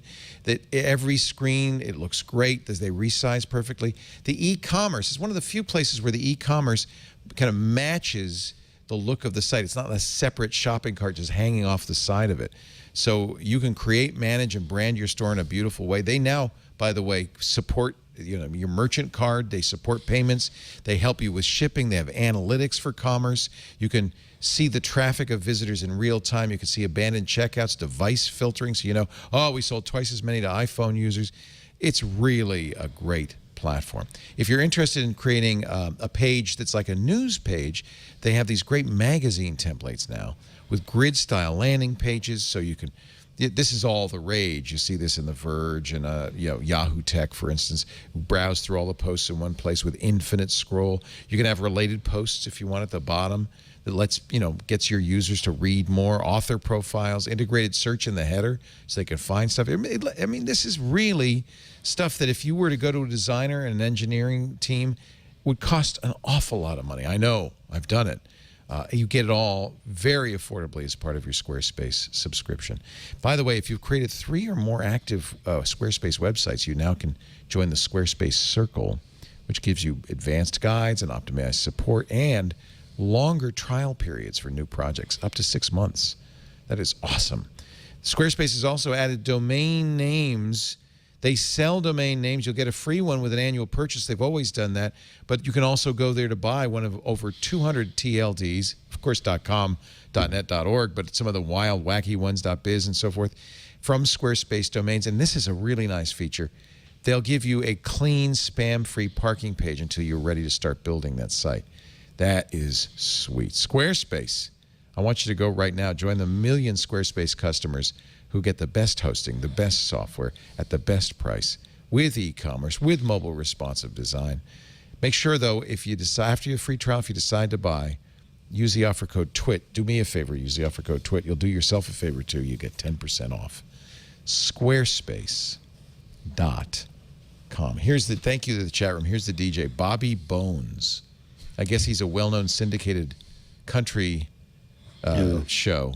In 2014, he broadcast the EAS signals and it cost his company, my company, $1 million in fines. They could have given you a raise. He's still working. He's still working. They liked him. He's a star. And you know what? If you're a star DJ, you can do. It is now the biggest country music show ever. Well, maybe the publicity was good for him. Everyone knows his name now. Bobby Bones. Who doesn't? Who doesn't know Bobby Bones? Maybe the emergency tone sounded better than the music. You don't like country music? No, nothing. Not a fan of the twang, the torch and the twang? No, I'm just really fond of test tones. Just like the fax machine recordings. 2 million people watched football on Twitter on Thursday night. That's amazing to me. Blows me away. I thought, why is Twitter streaming football? Now, it wasn't all at the same time, 2 million. You know, that was spread out over the game. But still, that's a surprising number of people watching football on Twitter. Did anybody? I can only think of people that are at work or have to be doing something else or having a family meal, and so they're sneaking their phone underneath the table so they can watch without anyone knowing that they're watching. That's the only reason that I can see that people would be watching it on Twitter. The average count was 243,000 at any given time. 2.3 million. Okay, now wait a minute though. The average watched 22 minutes, but 2.3 million watched at least 3 seconds. Oh, come on. I don't know if that counts. That's when you didn't know it was football. What's this? Oh, moving on. 3 seconds is the longest I've ever watched football. I think the idea You might have be counted in the numbers. Yeah, you were. The idea is that football, it's fun to watch with the community. I mean, that's one of the things Twitter's kind of cool is a lot of people. I mean, for a long time, I would only watch the Academy Awards with the Twitter stream running, the snark running in the background. Can't do it in the West Coast with some of the other award shows because they're not live. But with the Oscars, you could do it. So I think that's because Twitter's the Oscars are kind of dull without, I like Actually, the you're banter. right. I like it during or political Ricky debates. Gervais, if he's doing anything, I'll watch, but I just watch his clips. Right. I remember the presidential debate, the first one between Romney and Obama, and I'm watching it thinking Obama's blowing it. And I kind of felt that, right? But when I went on Twitter, it confirmed, because all my friends, many of whom are Obama supporters and some aren't, confirmed that he was blowing it. It was kind of a nice validation to realize that I was observing this the way other people were. Things have changed in 4 years, my friend. I think It's interesting, though, because that can actually change public opinion. Absolutely. We can actually change the way people feel about something just by having enough of a group that say differently than your own opinion. Slowly, your opinion will sway because of that, group tribalism that we want to be part of. I bet you some people are thinking about that with the debates coming up. I mean, because if you can move a small public opinion in a presidential election as close as this one is, it can actually have a difference. I realize you don't live in our country. Of the two major candidates, of all 4 candidates, which one uses Twitter best? Oh, it's obvious. Best or most? Best or most. Well, certainly what does best Trump mean? Uses it. Well, he's extensively. He's very effective on Twitter. Yeah. He's the Twitter candidate. He is. I mean, I know Hillary does tweet, but I mean, they're just bland tweets, normal campaign tweets. Right. I don't know if Jill Stein tweets. I'm sure she does. I don't know if Gary Johnson, the Libertarian candidate, tweets. I'm sure he does. But who's the master of Twitter? Yeah. I would say arguably of all Twitter, not just political tweets, but of all Twitter. Yeah, it's possible. You could. You might even followers. Yes. You might even say he was in some ways created by Twitter. 11.6 million followers. That's amazing. That's more people than watch most television shows at any given time. Right. Doesn't mean that's 11.6 million fans or people who no, they vote don't. for him. I follow them. I follow all the candidates. It's the most interesting feed on Twitter. Absolutely. You never know what's going to happen. Yeah. Today, I didn't know that. He said today, happy birthday to the United States Air Force. I wouldn't have known that if it weren't for Donald Trump. You see, it's educational. Yeah. It's educational. And I guess Twitter now is on Apple TV as well. So you could... I actually just got the Apple TV update. What does that look like? It's a pretty decent, sit back on your couch experience. Is it the whole screen is Twitter, or is it like a sidebar? It's the whole screen, but they're really trying to optimize the media, the watching. I guess with Apple TV, you couldn't be an inset. Yeah. You have to take over. On the Xbox, I have I can, for instance, watch NFL and have my fantasy stats on a sidebar. I wish, and I think you might be able to do that with Twitter. That's what they should be able to do. That would be interesting. You're watching a show and you're seeing the Twitter feed. That's kind of what you did, Larry, right? You had your tablet or your laptop open. Oh, yeah. I just keep my laptop or my phone, whatever, and I'm watching events that I want to get opinions on. Right. I think it's probably better on a second screen, though. Yeah. Like you're better off having the feed on your phone or your tablet while you're watching on TV, so you can kind of control what you want to pay attention to when, instead of having things scroll by as part of the Well, the other thing is if I watch the show with my wife, who does not want to know what my Twitter friends think. She just wants to watch the show. It would be very annoying if the feed were on the television set. So it's kind of my private little thing on my phone or my computer, and she watches the TV. Right. Yeah, it would be distracting. Having Facebook, someone trash your favorite character. Facebook also, very much wants to be that go-to social site that you have side by side. It has never really, I think in my mind anyway, taken the place of Twitter in that regard. They're gathering debate questions. We've got a debate coming up, and I'm not sure if these questions will be used in the debate or not. They were in past the Republican debates, right? Because they had official deals with the networks. Yeah. They were partners. They were so dopey. They did the same thing with YouTube. They got now a question from YouTube. Why do you part your hair on the left? I mean, I really felt like this was really not a good idea, but I guess it maybe made people feel like they were part of the process or something. I don't know. Facebook's vice president of product management says news feed curates, interesting choice of word, 2,000 stories a day for users. We make them for you, but only 10% of them are actually read. I never even notice it. I know they're up there on the right-hand side, but I'm not looking for them. And is this the trending stories? Is that what this is? Or the trending stories, maybe. Oh, the newsfeed stories. Newsfeed is different, yeah. You're in the middle. Yeah. The trending one is the automated one. Right, that's the one I pay no attention to. Yeah, because who cares? Yeah. On the wow, listen to this. On average, people in the U.S. spend 45 minutes a day on the Facebook news feed. Wow. Slowly and steadily over time, people are spending more time reading more, liking more, and commenting more. So people are, that's what Facebook's trying to do, increase engagement with that news feed. And they're doing a good job. Mm-hmm. Yeah. And the thing about Facebook is it's for everyone. It's not just for geeks or political junkies or people who are intensely interested in a particular topic like Twitter is. There's just, it seems like everybody I know is on Facebook. It's different from what I originally thought Facebook was going to be. Just I'm going to go see pictures of my family and friends and their kids and stuff like that. And I really thought that's what it was going to be. And then gradually, it just became kind of this hodgepodge of stuff and I think this is what Facebook's trying to do, of stuff I might be interested in, and they algorithmically tune it to make it stuff I'd be interested in, so I spent more time reading it. So it's a mix of everything, right? It's like a little cocktail party on wheels or something. They've managed to do a bunch of things pretty well. Yeah.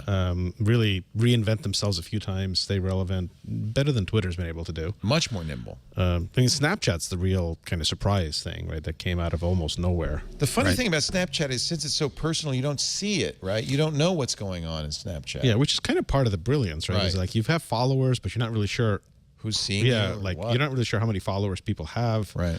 But I really think the stories on Snapchat are pretty great. Like I'm impressed with how the news organizations, the brands, how they've really taken to making stories and that Discovered channel has been huge for Snapchat. It's like non-trivially good.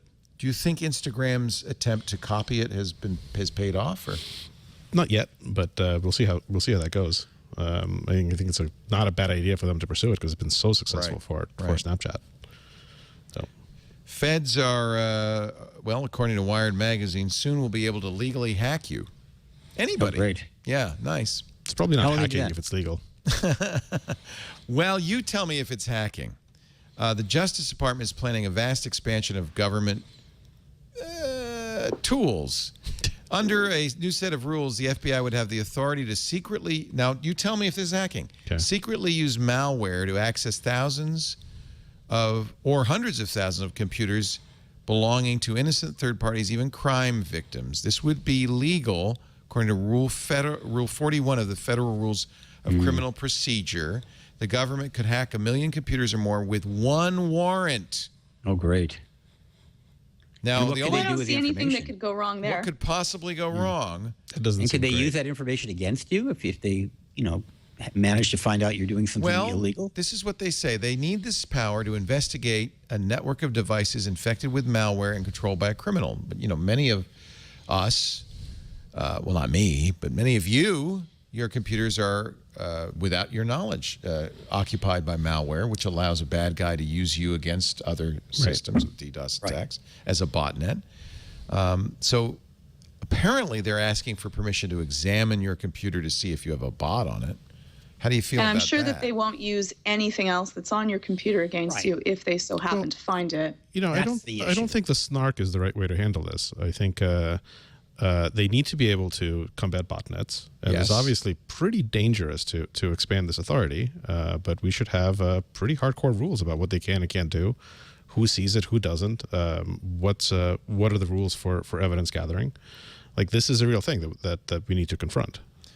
If Congress doesn't weigh in December 1st, this new rule goes into effect. Seems unlikely Congress is going to do anything. I do understand why the FBI would love to be able to be proactive in fighting these botnets. We'd all like them to succeed in this. This is a massive just like problem. by definition of what a botnet is, you have to be able to say, like, here's 1 million computers infected with it. We need to do something. Why do we need the FBI? I just got a call from India the other day telling me that my computer was affected. Actually, it was from Microsoft. But, so they always know. Right? So I'm gonna put myself in the shoes of a federal, and law enforcement agent.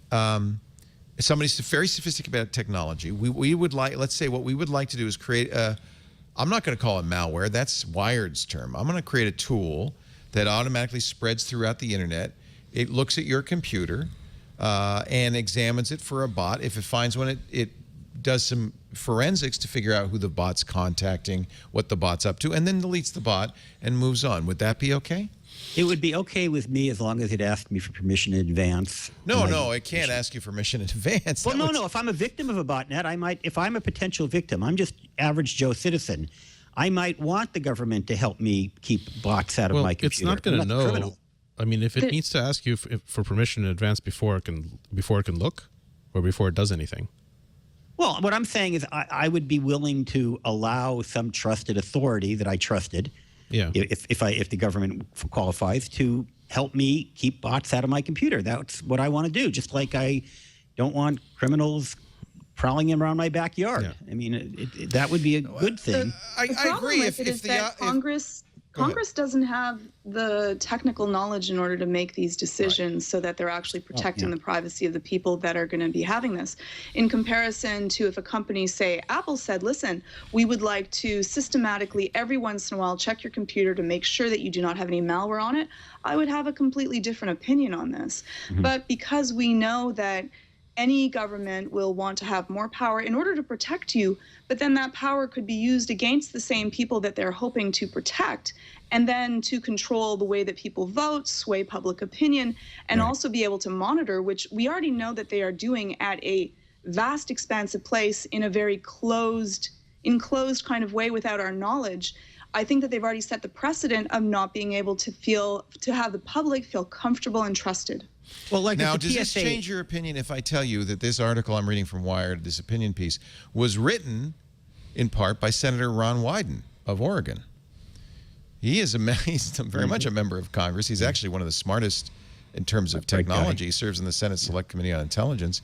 He's worried about this and believes that Congress is not going to act on this. Also, Matt Blaze, who's a professor of computer information science at the University of Pennsylvania, and Susan Landau of the Worcester Polytechnic Institute, where she also teaches cybersecurity policy. So these three people are pretty serious about all of this. They're very concerned. They also say the FBI's statements to date don't inspire confidence that it knows what it's doing. One FBI special agent testified that a tool was safe because he had tested it on his home computer and it, quote, did not make any changes to the security settings on my computer, end quote. Yeah. Obviously, that's not enough. On the other hand, I do think I agree with you, Phil, and appropriately giving them the tools to do this kind of thing with appropriate privacy guards is not a bad thing. But the problem if we believe that they are not violating their own privacy policies and standards, and that was part of the problem with the whole metadata issue. Well, I mean, they really want to do this, and I wonder why they really want to do this, right? There's lots of things they could do with it. I mean, I think it'd be useful to think about how would you be comfortable with the situation being handled? Like, it's easy to say we don't trust the FBI, and I don't particularly trust them by default either. You shouldn't. But how exactly? That's like you're not supposed to. Right. The government goes through our stuff every time we get on an airplane, and if, by the way, you had marijuana on your in your bag and they found that, they would arrest you. And that's different because you've gone out in public and you've given permission. Same thing as driving. You are using these public transportation systems, and part of the deal is you agree to give up some rights to use them. But you're in your own home now using your own computer. You're connecting to the internet, which is at least a quasi-public resource. You're going through a metal that you're getting inspected when you get on the plane is to make sure you don't have a weapon on board. It's not to make sure you don't have some other illegal substance that may or may not be dangerous. A weapon. Connecting an infected computer to the internet is endangering other people. I understand, but they broaden the search to let's say discover something else. Stuff. Yeah, right. And it could be something like terrorism, which is a horrible, dangerous crime. But still, would they be able to act on that? There does have to be a limit on any fishing expeditions, obviously. Right. And the Supreme Court has ruled on things like this. In fact, there's quite a famous ruling involving police officers investigating reports of a bullet being shot through a wall, seeing stolen stereo equipment, looking at the serial numbers and arresting the perpetrator. And it was thrown out by the Supreme Court because they said, you were there to investigate the bullet, not check the serial numbers on the home stereos. You exceeded your authority. Did they see the stereo through the bullet hole? No, they actually went into the guy's apartment and said, did you shoot a gun? And by the way, where'd you get that stereo system, right? And I'm, this is an interesting balance. Hey, we got to take a break because I have to get out of here pretty soon. Right. And I want to mention our great sponsor, Casper, a maker of amazing mattresses. It's really interesting how this has become a category, right? This is reinventing. This is what I love about the internet: reinventing the things we do normal in the kind of normal course of events, but using the internet to make it work better. Now, often that means eliminating the middleman, but in this case, it's more than that because, of course, we've all been putting up with this idea that you can go lie on a mattress for 5 minutes in a brightly lit showroom with a salesperson glaring at you and know, oh, this is the right mattress for me, baby. I'm taking this one home. Casper, because they don't have showrooms, has found a better way. They had to find a better way. They let you get this beautiful mattress. It's engineered to perfection, made in the United States. Springy latex foam, supportive memory foam, so you get a beautiful sleep surface. Award-winning, in fact. They got the 2016 Business Intelligence Group Innovation Award. And then you get 100 nights to try it. 100 nights. And if you don't like it, no problem. They'll come and get it and take it away and refund you every penny. It costs you nothing. Casper mattresses uphold the highest environmental production standards. You can tell, by the way, when you open the box, it's a very compact box, and your mattress comes out and it smells fabulous and it breathes. It is the best mattress for hot summer nights. It's cool. It's made in the USA. Shipping is free. Returns are free in the US or Canada. It's an amazing mattress. What do you do with your old mattress, though? Because there's a great article in the New York Times, actually, that interesting that you should ask this Sunday. And what they did is they bought mattresses and they returned them. In most cases, now this was the problem was they did it in Manhattan, where it's kind of hard to find charities to take mattresses. But in most cases, they try to find a charity and a homeless center, that kind of thing. And they don't resell it. They just give it to the charity, which is, I think, kind of cool. In any event, it's off your hands and you got your money back. I don't think you're going to return it. I think you're going to love it. No, I'm thinking when you replace your mattress, like I've got a king-size mattress. Oh, I don't know. If I were to buy something, the store would take away the old one. I wonder what I would do with my old mattress. Give it to Goodwill? I don't know. If they'll take it. Will they take mattress? Sure. My strategy. Steam them. Maybe.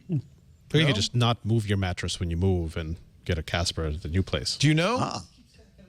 Oh, one of our audience members is brilliant. You just stack it up like the Princess and the Pea. Oh, it gets more comfortable. You just have to launch yourself onto the you need mattress. a ladder. Yeah. Don't fall off. Go to Casper.com right now. You'll get $50 off your mattress purchase if you go to Casper.com/twit and use the promo code TWIT. So it's already a great deal on a mattress. It's going to be even better. You can use your old mattresses to line your VR room walls. There you go. So you can bounce off the walls. I could put it in my studio to absorb the sound. Perfect. That's not a bad idea. Actually, the Casper would be great for that. Casper.com/twit, $50 off. You can off. sleep on the wall when you're done. Hey, we've had a lot of fun. I don't know, did we cover every story you guys care about? I think we got it all. I'm just looking at this U.S. tech firms, including Facebook, Google, and Twitter, urging Congress to support the government's plan to give control of the DNS system to ICANN. I guess the Commerce Department still has oversight. I thought that had happened years ago. ICANN will be in charge, oversight of the nonprofit ICANN. I see. will go out of the Commerce Department's control October 1st unless Congress votes otherwise. This is, there's this whole conspiracy theory. Oh, the UN wants to take over and the Russians and blah, blah, blah. No country should control the internet.